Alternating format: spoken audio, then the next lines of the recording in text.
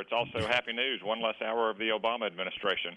Well, you could look at it that way, too, I suppose, here.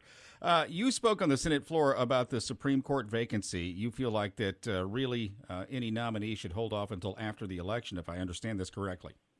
I do think so, Kevin. The American people will have a chance to express their voice this fall. It's the rare chance that the American people have an opportunity not just to elect the president and determine who controls the Senate, but also determine the key swing vote on the Supreme Court. This hasn't happened in decades.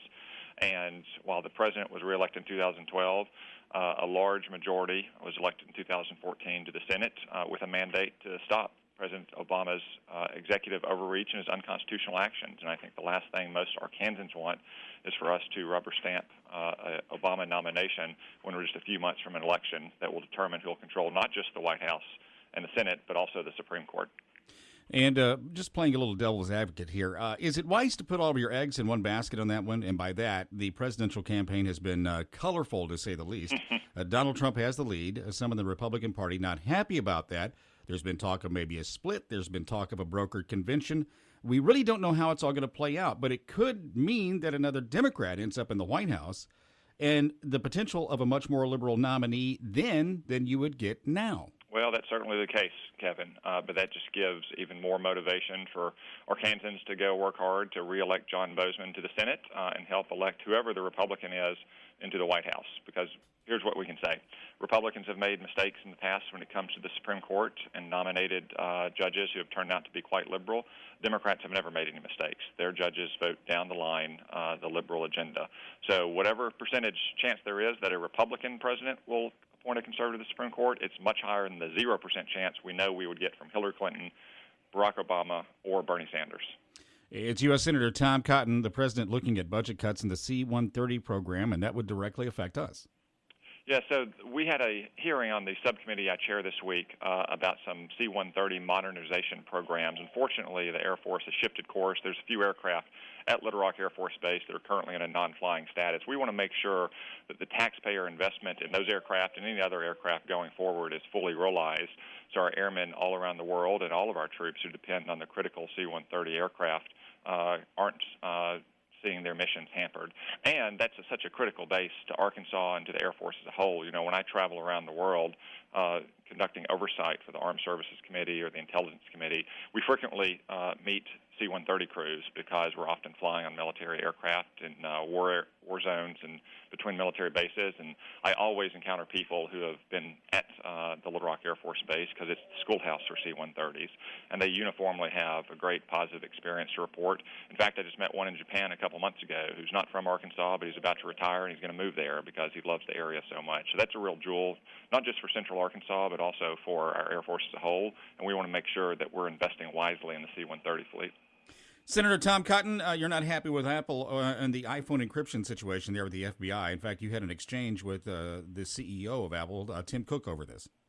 Yeah, that was at an off-the-record meeting, so I won't violate the ground rules of that conversation. But what he said and what I've said at that meeting is no different from what we've said in public. The FBI has a lawful court order from a federal judge asking Apple to help unlock the San Bernardino terrorist shooter's iPhone. They're refusing to comply with that order, even though they've complied with dozens of orders, I think over 70, in similar cases with iPhones that had previous versions of their operating system.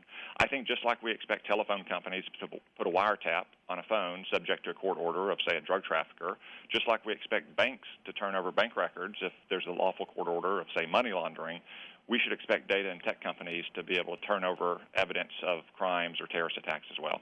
Apple being backed by any number of other larger tech companies, too, saying that the encryption here, if this goes through, is unprecedented and will affect privacy from now on. Kevin, that's just not the case in this instance.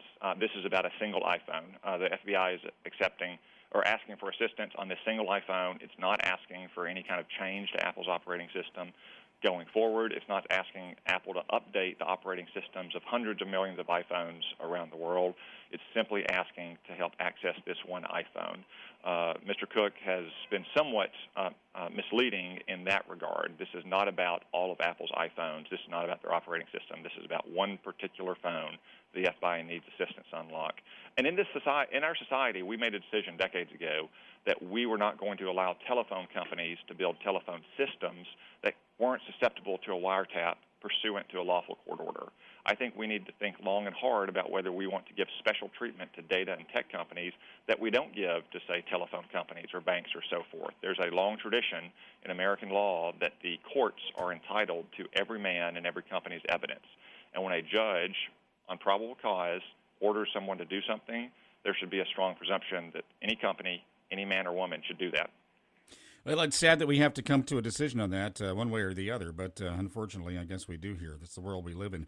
Senator Tom Cotton, Nancy Reagan, her funeral is taking place today. Did you ever have a chance to meet the former First Lady? I never met Nancy Reagan. Obviously, and I grew up as a young boy in the 1980s. Ronald Reagan and Nancy Reagan were my first image of a president and a first lady, and I have to say that they've kind of set the standard for me throughout my life, and probably will. I mean, I think that's the true measure of what a president and a first lady and a first couple should look like. Not just his presidential leadership, but also the true love and affection and partnership they had. I actually think it's a great model for all marriages. Senator Tom Cotton, always a pleasure. Good to talk to you this morning. Thanks, Kevin. Thank you very much for your time. Bye. You too.